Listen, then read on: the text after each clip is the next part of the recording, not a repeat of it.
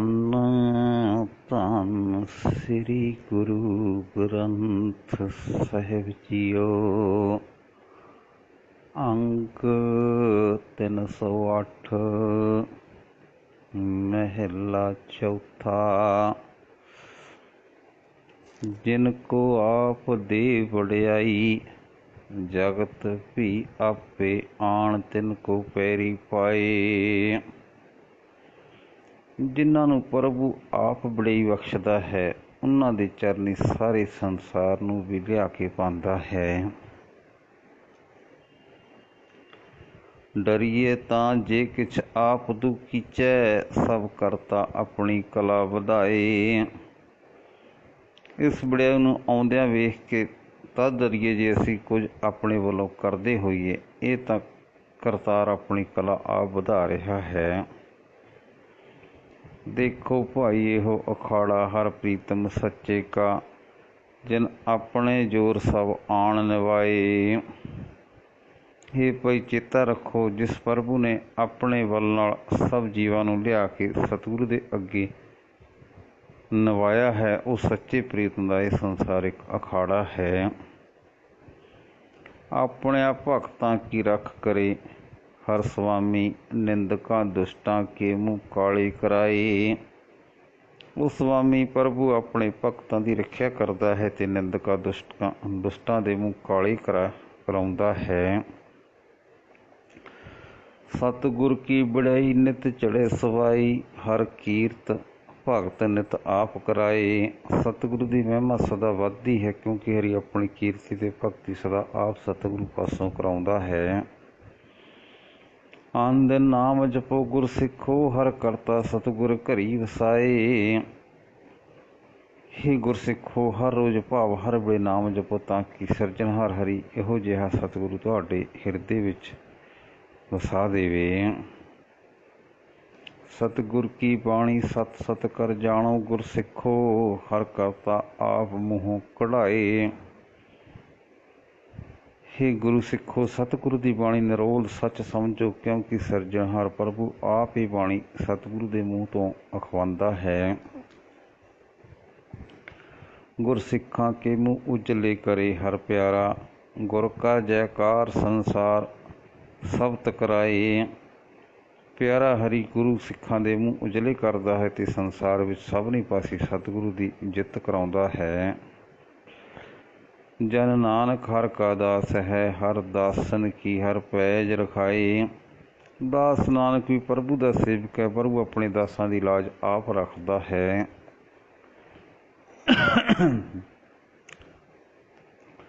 ਪੌੜੀ ਤੂੰ ਸੱਚਾ ਸਹਿਬ ਆਪ ਹੈ, ਸੱਚ ਸਹਾ ਹਮਾਰੇ। ਇਹ ਸਾਡੇ ਸਦਾ ਸਥਿਰ ਰਹਿਣ ਵਾਲੇ ਸਾਹ, ਤੂੰ ਆਪ ਹੀ ਸੱਚਾ ਮਾਲਕ ਹੈ। ਸੱਚ ਪੂੰਜੀ ਨਾਮ ਦ੍ਰਿੜਾਏ, ਪ੍ਰਭ ਵਣਜਾਰੇ ਥਾਰੇ। ਹੇ ਪ੍ਰਭੂ, ਅਸੀਂ ਤੇਰੇ ਵਣਜਾਰੇ ਹਾਂ, ਸਾਨੂੰ ਇਹ ਨਿਸ਼ਚੈ ਕਰਾ ਕਿ ਨਾਮ ਦੀ ਪੂੰਜੀ ਸਦਾ ਕਾਇਮ ਰਹਿਣ ਵਾਲੀ ਹੈ। ਸੱਚ ਸੇਵੇਂ ਸੱਚ ਵਣਜ ਲੈ, ਗੁਣ ਅਕਥੈ ਨਿਰਾਰੇ। ਜੋ ਮਨੁੱਖ ਸਦਾ ਤੇਰਾ ਨਾਮ ਸਿਮਰਦੇ ਹਨ, ਸੱਚੇ ਨਾਮ ਦਾ ਸੌਦਾ ਖਰੀਦਦੇ ਹਨ ਤੇ ਨਿਰਾਲੇ ਪ੍ਰਭੂ ਦੇ ਗੁਣ ਉਚਾਰਦੇ ਹਨ। ਸੇਵਕ ਭਾਏ ਸੇ ਜਨ ਮਿਲੇ, ਗੁਰ ਸ਼ਬਦ ਸਵਾਰੇ। ਉਹ ਸਤਿਗੁਰੂ ਦੇ ਸ਼ਬਦ ਦੁਆਰਾ ਸੁਧਰ ਕੇ ਸੇਵਕ ਭਾਵ ਵਾਲੇ ਹੋ ਕੇ ਉਸ ਪ੍ਰਭੂ ਨੂੰ ਮਿਲਦੇ ਹਨ। ਤੂੰ ਸੱਚਾ ਸਹਿਬ ਅਲਖ ਹੈ, ਗੁਰ ਸ਼ਬਦ ਲਖਾਰੇ। ਹੈ ਹਰੀ ਤੂੰ ਸਦਾ ਸੱਚਾ ਮਾਲਕ ਹੈ, ਤੈਨੂੰ ਕੋਈ ਸਮਝ ਨਹੀਂ ਸਕਦਾ, ਪਰ ਸਤਿਗੁਰੂ ਦੇ ਸ਼ਬਦ ਦੁਆਰਾ ਤੇਰੀ ਸੂਝ ਪੈਂਦੀ ਹੈ। ਸ਼ਲੋਕ ਮਹਿਲਾ ਚੌਥਾ। ਜਿਸ ਅੰਦਰ ਤਾਤ ਪਰਾਈ ਹੋਵੈ, ਤਿਸ ਦਾ ਕਦੇ ਨਾ ਹੋਵੀ ਭਲਾ। ਜਿਸ ਦੇ ਹਿਰਦੇ ਵਿੱਚ ਪਰਾਈ ਈਰਖਾ ਹੋਵੇ ਉਸ ਦਾ ਆਪਣਾ ਕਦੇ ਭਲਾ ਨਹੀਂ ਹੁੰਦਾ।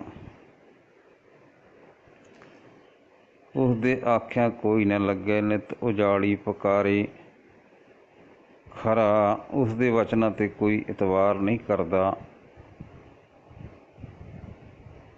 ਉਹ ਸਦਾ ਮਨ ਉਜਾੜ ਵਿੱਚ ਖਲੋਤਾ ਕੂਕਦਾ ਹੈ।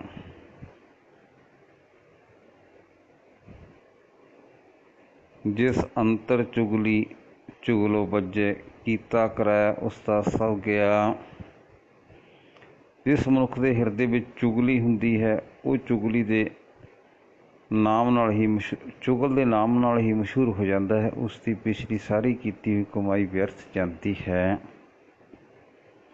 ਨਿਤ ਚੁਗਲੀ ਕਰੇ ਅਣਹੋਂਦੀ ਪਰਾਈ, ਮੂੰਹ ਕੱਢ ਨਾ ਸਕੇ ਉਸ ਕਾ ਕਾਲਾ ਭਿਆ। ਉਹ ਸਦਾ ਪਰਾਈ ਝੂਠੀ ਚੁਗਲੀ ਕਰਦਾ ਹੈ। ਇਹ ਮੂੰਹ ਕਾਲਾ ਕਰਕੇ ਉਹ ਕਿਸੇ ਦੇ ਮੱਥੇ ਵੀ ਨਹੀਂ ਲੱਗ ਸਕਦਾ। ਉਸਦਾ ਮੂੰਹ ਕਾਲਾ ਹੋ ਜਾਂਦਾ ਹੈ ਅਤੇ ਵਿਖਾ ਨਹੀਂ ਸਕਦਾ। ਕਰਮ ਧਰਤੀ ਸਰੀਰ ਕਲਯੁਗ ਵਿੱਚ, ਜਿਹਾ ਕੋ ਬੀਜੇ ਤੇਹਾ ਕੋ ਖਾਏ। ਇਸ ਮਨੁੱਖਾ ਜਨਮ ਵਿੱਚ ਸਰੀਰ ਕਰਮ ਰੂਪ ਬੀਜ ਬੀਜਣ ਲਈ ਭੋਏ ਹੈ। ਇਸ ਵਿੱਚ ਜਿਸ ਤਰ੍ਹਾਂ ਦਾ ਬੀਜ ਮਨੁੱਖ ਬੀਜਦਾ ਹੈ ਉਸੇ ਤਰ੍ਹਾਂ ਦਾ ਫਲ ਖਾਂਦਾ ਹੈ। ਗੱਲਾਂ ਉੱਪਰ ਵਾਪਸ ਨਾ ਹੋਈ, ਵਿਸ਼ ਖਾਧੀ ਤਤਕਾਲ ਮਰ ਜਾਏ।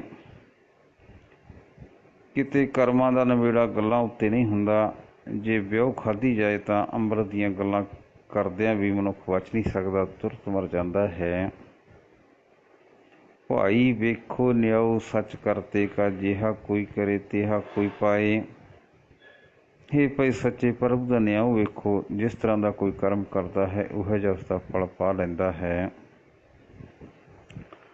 ਜਦ ਨਾਨਕ ਕੋ ਸਭ ਸੋਝੀ ਪਈ, ਹਰ ਦਰ ਕੀਆਂ ਬਾਤਾਂ ਆਖ ਸੁਣਾਏ।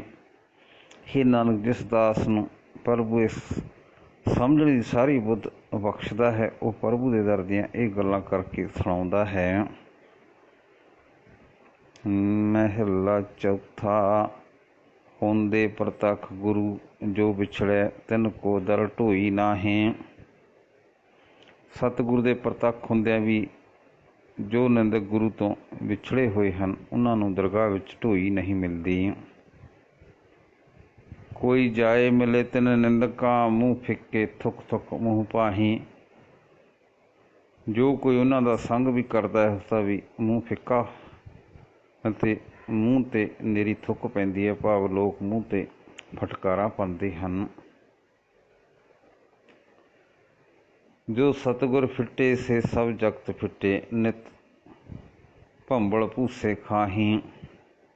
ਕਿਉਂਕਿ ਜੋ ਮਨੁੱਖ ਗੁਰੂ ਵੱਲੋਂ ਵਿਛੜੇ ਹੋਏ ਹਨ ਉਹ ਸੰਸਾਰ ਵਿੱਚ ਹੀ ਫਟਕਾਰੇ ਹੋਏ ਹਨ ਅਤੇ ਸਦਾ ਡੱਕੋ ਡੋਲੇ ਖਾਂਦੇ ਫਿਰਦੇ ਹਨ। ਜਿਨ ਗੁਰ ਗੋਪਿਆ ਆਪਣਾ, ਸੇ ਲੈਂਦੇ ਢਾਹਾਂ ਫਰਾਹੀਂ।